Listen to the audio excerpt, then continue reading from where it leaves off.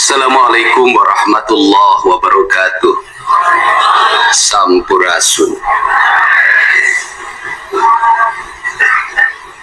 Yang saya hormati Forkopimda Provinsi Jawa Barat, hadir pada kesempatan pagi hari ini Wakil Ketua DPRD Provinsi Jawa Barat, Ketua Komisi 5 DPRD Provinsi Jawa Barat dan seluruh anggota, Kasdam 3 Siliwangi, Wakapolda Jabar, Wakajati Jabar, dan sahabat saya hadir juga, dan Kodiklat TNI. Saya ucapkan terima kasih, selamat datang. Sekretaris Daerah Provinsi Jawa Barat, para kepala perangkat organisasi perangkat daerah di lingkungan Pemda Provinsi Jawa Barat, pimpinan instansi vertikal yang saya hormati, yang memberikan supporting pada saya, Kaseto, pemerhati dan pelaku pendidikan anak-anak, dan yang paling berbahagia hari ini adalah orang tua.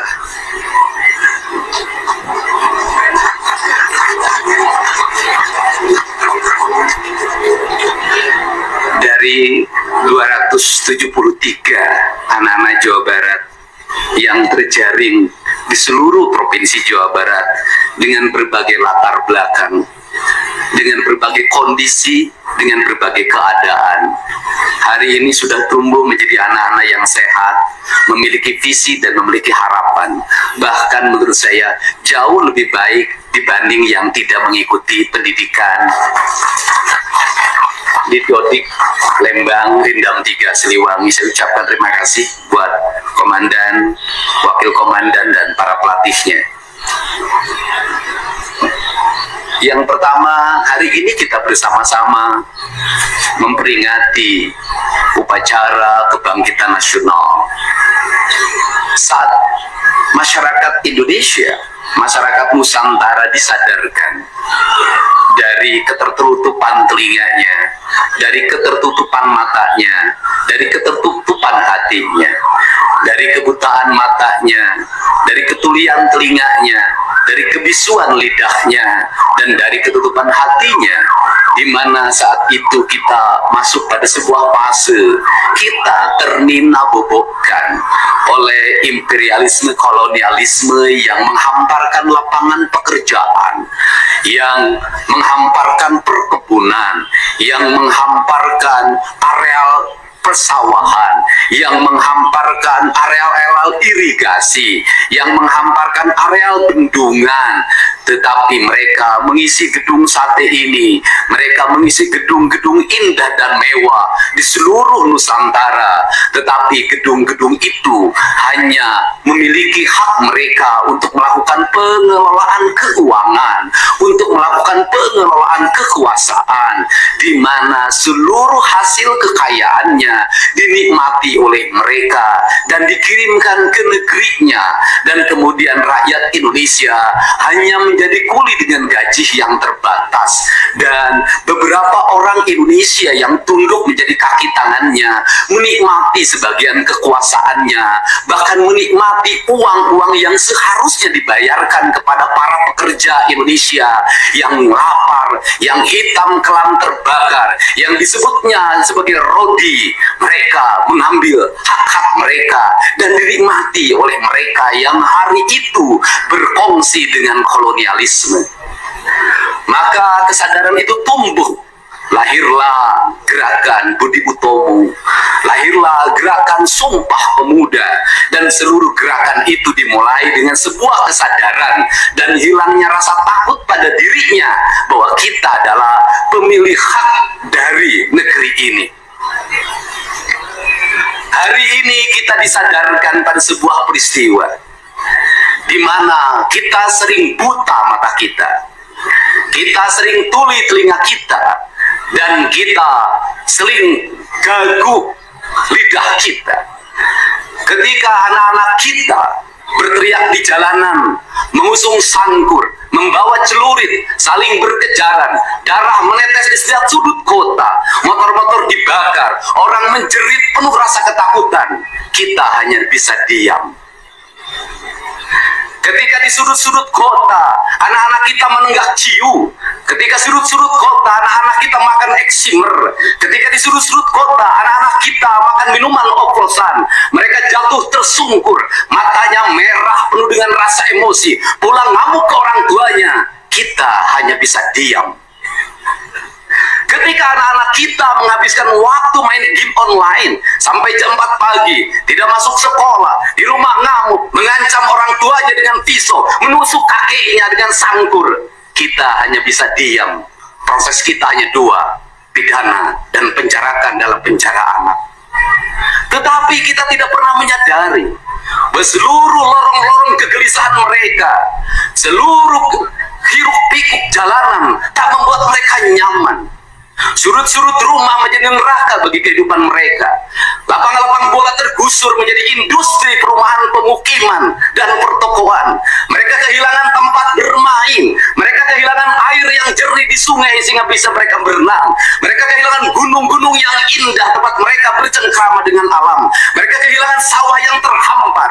Yang mereka lihat adalah kebisingan dan kebisingan. Bising di jalanan karena knalpotnya brong. Bising di rumah karena orang tuanya bertengkar, maka mereka lari dalam lorong-lorong gelap. Digenggamnya handphone, diambilnya obat-obat terlarang, ditengahnya minuman dalam sebuah kelompok yang sama. Kita orang-orang yang terpinggirkan di rumah, kita orang-orang yang terpinggirkan di sekolah. Guru-guru telunjuknya menunjuk pada wajahnya, tapi tak bisa memberikan solusi kegelisahan jiwanya. Semua orang hanya memberikan pengamatan, analisis, kajian. Itulah metodologi yang dikembangkan bangsa ini. Tetapi tidak ada yang berani mengambil solusi, mengangkat mereka di sudut jalanan, dimasukkan ke barak, dididik secara militer, diarahkan menjadi anak-anak yang berguna. Kedisiplinan militer adalah harga mati bagi kemajuan bangsa, bukan musuh. Pandangan-pandangan buruk terhadap militer adalah pandangan-pandangan orang yang takut anak-anak Indonesia bangkit, yang takut anak-anak Indonesia mencapai kemajuan.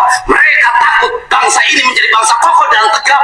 Mereka ingin bangsa Indonesia menjadi bangsa pemabuk yang setiap hari mabuk akan ilmu pengetahuan, yang setiap hari bertengkar di TV, yang setiap hari bertengkar di medsos, sementara hamparan kekayaan alam diambil sama mereka. Janganlah kita menjadi antek dari bangsa lain, memporak-porandakan diri sendiri dan bangsanya dengan alasan pengetahuan, dengan alasan hak asasi manusia. Anak membawa motor di bawah umur adalah pelanggaran hak anak. Kapan kita bertindak? Dan selama ini kita membiarkan anak-anak nonton film tanpa didampingi oleh orang tua. Itu adalah pelanggaran anak, dan kita tidak pernah bertindak. Anak-anak di bawah umur merokok, minum minuman keras, itu adalah pelanggaran hak anak. Semuanya kita berdiam. Anak-anak main game online, nonton tayangan-tayangan dewasa lewat media sosial, kita berdiam. Negeri ini akan hancur manakala semua orang berdiam. Maka orang yang memegang kekuasaan harus menggunakan tangannya untuk merubah seluruh kemungkaran ini menjadi sebuah kebajikan. Kalau kita berkomitmen pada bangsa ini, problem anak-anak kita adalah mengkonsumsi tayangan yang bukan haknya di media sosial. Maka saya meminta peraturan pemerintah yang mengatur tentang itu segera dilaksanakan. Anak-anak di bawah umur tidak boleh mengakses media sosial yang bukan haknya. Seberapa besar pun gagasan yang saya gagas, seberapa kuat pun kekuatan yang saya bangun, saya tidak akan bisa melawan jutaan akun yang merasuki otak kiri dan otak kanan anak-anak kita. Untuk itu, pada saat ini sudah saatnya kita tidak saling menyalahkan. Untuk itu saat ini tidak ada salahnya kita mengambil tindakan berdasarkan perilaku kita masing-masing. Perilaku ekonomi menyebabkan anak-anak kita kehilangan ibunya karena pergi ke luar negeri. Perilaku ekonomi mengakibatkan anak-anak kita tidak pernah bertemu dengan ibu dan bapaknya karena mereka mencari rezeki. Mereka ada di pojok-pojok rumah bersama kakeknya. Kakeknya melarangnya dia main game online, melarangnya pakai motor jam 11 siang. Maka pisau dapur terhunus dan ditusuk seseorang kakek oleh cucu yang disayanginya. Kerangka bijak seperti ini harus dibangkitkan oleh kita. Semangat militer, bukan militerisasi. Kalau anak-anak dibangunkan jam 4 subuh, di mana letak salahnya dan di mana letak pelanggarannya? Kalau anak-anak dibangunkan, kemudian disuruh membereskan tempat tidur. Apa salahnya dan apa pelanggaran hak anaknya? Kalau anak-anak disuruh sholat subuh, apa pelanggaran haknya? Kalau anak-anak mengikuti kuliah subuh, apa pelanggaran anaknya? Kalau anak-anak disuruh ngantri kemudian makan pagi, sarapan pagi dengan telur, dengan nasi, dengan pisang dan minum susu, di mana letak salahnya? Kalau anak-anak kemudian disuruh belajar dan saat belajar duduknya bersikap memandang ke arah gurunya, memandang mata gurunya agar terjadi transformasi energi antara guru dengan muridnya yang hari ini dihilangkan dengan digitalisasi, dihilangkan ruh spiritual konsepsi pendidikan kita, diganti dengan konsep pendidikan digital yang tidak lagi melahirkan hubungan emosional guru dan murid. Akhirnya murid-murid tidak menghormati guru-gurunya karena guru lupa mengekspresikan nilai-nilai spiritual dalam dirinya pada murid dalam ruangan yang hening, diganti dengan papan belajar digital. Di mana letak salahnya? Kalau anak-anak itu diajarkan makan siangnya tertib, berantri, berdoa sebelum makan, di mana letak salahnya? Kalau anak-anaknya sore hari diajarkan bola voli, sepak bola, latihan baris berbaris, di mana letak salahnya? Kalau sore hari anak-anak disuruh masuk ke masjid, mengikuti pengajian, di mana letak salahnya? Kalau setelah itu mereka makan malam, dan makan malam ditandai dengan berdoa, di mana letak salahnya? Kalau mereka jam 9 disuruh masuk barak, disuruh masuk ruang tidur, dan disuruh tidur, di mana letak salahnya? Justru hak-hak anak terdapat di barak pendidikan TNI, dan hak itu tidak mereka dapatkan di rumah-rumah. Di rumah-rumah anak-anak tidak bisa tidur malam. Mereka rata-rata tidurnya jam 4. Jam 1 malam, jam 2 malam. Di rumah mereka tidak mendapat makanan yang bergizi karena serba fast food. Di rumah mereka tidak mendapatkan kasih sayang. Di jalanan mereka balapan. Mereka tidak mendapatkan ruang hidup tanpa gadget dalam setiap hari. Saya katakan, justru lingkungan kita hari ini, rumah, halaman rumah, kadang sekolah, kadang jalanan, bukan lagi tempat yang ramah untuk anak-anak Indonesia. Untuk itu apa kebijakan yang harus kita lakukan? Kebijakan yang harus kita lakukan adalah mindset pembangunan dirubah. Ekonomi bukan segalanya. Itu penting. Tetapi ekonomi tidak boleh membunuh ruang-ruang publik di mana orang mendapat ruang bercengkrama. Desain rumah harus dikembalikan pada desain yang membuat jendela, membuat ruang untuk ibu dan bapaknya berkumpul. Halaman rumah harus tersedia di setiap kampung, jangan dihabiskan untuk bangunan karena anak-anak ingin bermain di halaman. Lapangan bola di setiap desa harus ada. Karena apa? Karena mereka terus berinteraksi olahraga. Sungai-sungai harus dijernihkan karena anak-anak orang miskin tidak bisa berenang di kolam renang yang berbayar. Mereka harus berenang di sungai-sungai yang jernih. Gunung-gunung harus dihijaukan karena anak kita perlu hiking dan traveling dalam setiap waktu. Anak-anak kita perlu berinteraksi dengan semesta. Lampu-lampu kadang sebulan sekali harus dimatikan agar anak kita bisa menatap langit, melihat bulan dan bintang, bahwa dia adalah bagian dari cakrawala yang indah. Negeri ini sudah sesak dengan uang di kepalanya. Yang akhirnya apa? Pendidikan hanya menjadi ucapan dan tingkatan S1, S2, dan S3. Tapi pendidikan lupa ada nilai esensial yang harus dihidupkan dalam relung hati manusia. Pendidikan Indonesia adalah mewujudkan manusia Indonesia seutuhnya. Mewujudkan manusia Indonesia seutuhnya. Dalam falsafah Sunda disebutnya Pancawaluya. Cager, bager, bener, pinter, singer. Itulah falsafah pendidikan asasi. Maka falsafah pendidikan asasi dalam kaidah Sunda disebutnya kalimatnya begini: Kawung mabur sarulukna sama keliten pandana, Ciamis tinggal pahitna, Ciherang tinggal giruhna, resi lengitun ajina pandita ilang komara, kaduruku hawa nafsuna, bangkong di kongkorong kujang, kacai mawacameti. Saya hanya falsafah ini. Apa itu bangkong di congkorong kujang? Kujang adalah senjata. Bagi orang Sunda adalah sebuah kehormatan diri. Kujang. Tetapi kujang tidak bisa dikongkorongkan pada bangkong. Kalau bangkong dikongkorongkan oleh kujang, bangkong itu anak-anak di bawah umur. Kalau dia dikongkorongkan oleh kujang, kujang itu tak bermakna, dan banggong itu mati tak mampu membawa kujang. Kacai mawa cameti, apa itu artinya? Orang pergi ke air untuk mensucikan diri, maka dia harus membebaskan diri dari berbagai apapun kepentingan. Dia ingin pasrah, dia ingin sumera, hirup ukur sasamperan, awak ukur sasampayan. Sariring ring dumadi sarengkak saparipola, la haula wala quwata illa billah. Maka dia tidak boleh membawa hawa nafsu. Ketika kita ingin memasuki abad ritual dan spiritualitas, maka tidak boleh ada kebencian, tidak boleh membawa senjata apapun, tidak boleh, maka kita berserah. Apa yang terjadi hari ini? Orang-orang yang setiap hari bicara tentang kesucian, lidahnya menyakiti orang lain, menusuk orang lain, membawa api peperangan pada saat orang menuju kesucian, bahkan bisa jadi menghinakan orang lain, itu dianggap bagian dari kesucian. Tidak ada anak nakal, tapi orang Sunda itu menyebutnya budak bangor. Budak bangor itu beda dengan nakal. Kenapa? Itu masa mereka menginjaki masa remaja menuju hari kebangkitan nasional ini. Pemerintah Provinsi Jawa Barat, sekolah yang hari ini berjalan, ada pendidikan karakter, ada bela negara. Saya akan meresmikan menjadi Sekolah Kebangsaan Jawa Barat Istimewa.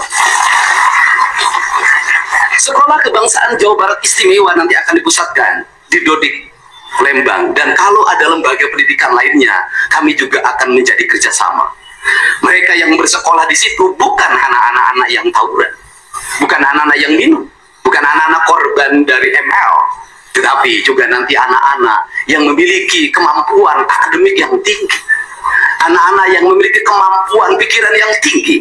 Dan seizin pimpinan DPRD Provinsi Jawa Barat, tahun ini kami akan memberikan beasiswa pada mahasiswa-mahasiswa yang kuliah di jurusan engineering, tetapi mereka harus mengikuti sekolah kebangsaan selama 1 bulan, agar uang yang diberikan oleh Provinsi Jawa Barat melahirkan nasionalisme-nasionalisme baru yang bisa membawa bangsa ini ke arah kemajuan.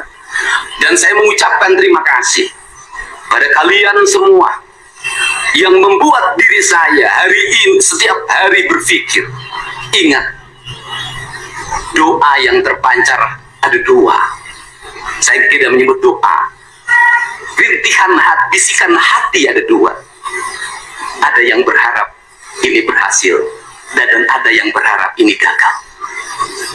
Siapa yang berharap ini berhasil? Mereka adalah kaum-kaum nasionalis yang mencintai bangsa ini. Siapa yang berharap ini gagal? Para nyinyir dan para pembenci yang menjadikan politik sebagai tujuan hidupnya tanpa pernah bisa membedakan mana kepentingan politik dan mana kepentingan kebangsaan. Walaupun kebijakannya baik karena beda dengan politiknya, dia mengatakan buruk, dan walaupun kebijakannya buruk karena sama dengan politiknya, dia katakan baik. Ini orang yang tidak punya spirit nasionalisme. Dia hidup mempertuhan politik dalam setiap waktu. Saya katakan, dia hidup mempertuhan politik dalam setiap waktu. Meskipun lidahnya berkata bertuhan pada Allah, tetapi hatinya dalam setiap hari hasud dan menjadikan politik sebagai tujuan hidup. Dan barangkali bisa dilihat dari seluruh rakyat Jawa Barat, karena ini tertransformasi lewat media televisi dan media digital, yang menjadi petugas upacara hari ini bukan Tuan Paskibraka yang biasa kita pakai, tapi mereka adalah peserta didik sekolah kebangsaan Dodik, Lembang, Rindam 3, Siliwangi. Waktunya tidak lama, hanya 18 hari, tapi bisa dibentuk. Pertanyaannya adalah, di sekolah mereka bisa dibentuk seperti ini? Kalau di sekolah tidak dibentuk hari ini, maka pertanyaannya adalah, berarti sistem pendidikan nasional harus dievaluasi. Dan kalau misalnya yang di Jakarta mau menyalahkan, kan disahkannya di Jakarta. Kan anggaran yang triliunan disahkan di Jakarta. Kenapa anggaran yang triliunan ini tidak terevaluasi dalam setiap tahun? Saya katakan, sistem pendidikan yang di dalamnya angka-angka yang hanya orientasinya materi dan kepuasan dalam outcome, dalam sistem pengelolaan keuangan, tidak akan melahirkan apapun kecuali tumpukan kertas, software, dan hardware. Tetapi Tetapi pendidikan yang lahir dari jiwa dan lahir dari cinta tanpa biaya yang besar, dia akan melahirkan anak-anak penuh dengan semangat kebangsaan dan punya spirit Pancawaluya. Itulah pentingnya hati, itulah pentingnya rasa. Untuk itu hari ini ada antrian, ribuan orang yang ngantri ingin memasuki pendidikan di pendidikan sekolah kebangsaan.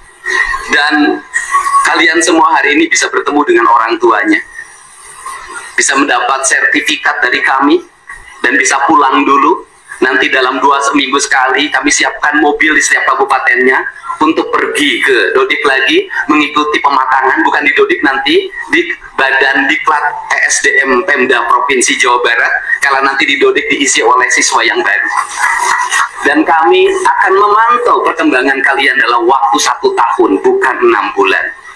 Dan saya sudah meminta kepada Dinas Kesbangpor, Dinas Pemuda Olahraga, di upacara peringatan 17 Agustus 1945 Pemda Provinsi Jawa Barat, seluruh pesertanya berasal dari siswa didik sekolah kebangsaan di Dodik Lembang.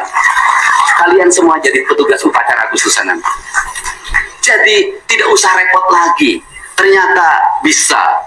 Dan hari ini bisa kalian bahagia.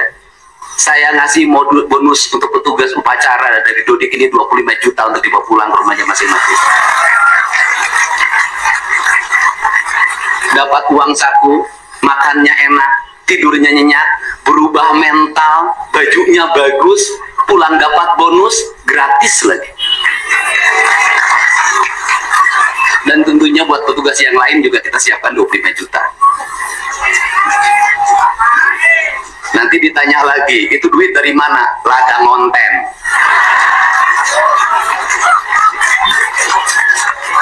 Saya selalu ditanya, Pak Didi duitnya dari mana ngonten? Habis itu dimasalahin lagi, gubernur konten. Lebih baik dari jadi gubernur konten, punya duit diberikan pada rakyat daripada gubernur molor. Benar nggak? Ya kan, daripada gubernur tidur, gubernur protokoler, gubernur ingin dihargai, gubernur menghabiskan anggaran jalan-jalan ke luar negeri, hayang, Kang Deddy masuk gorong-gorong, ya sebentar lagi akan saya naik ke pesawat. Perlu mental yang kuat kalau ingin melakukan perbaikan. Kenapa? Harus kuat menghadapi kaum nyinyir. Dan biarkan yang nyinyir suruh sakit hati selamanya, karena Jawa Barat akan terus mengalami peningkatan pembangunannya. Ini baru 3 bulan, 100 hari itu tanggal 30 Mei, 100 hari kepemimpinan saya. Belum 100 hari sudah banyak orang yang kepanasan, apalagi 5 tahun.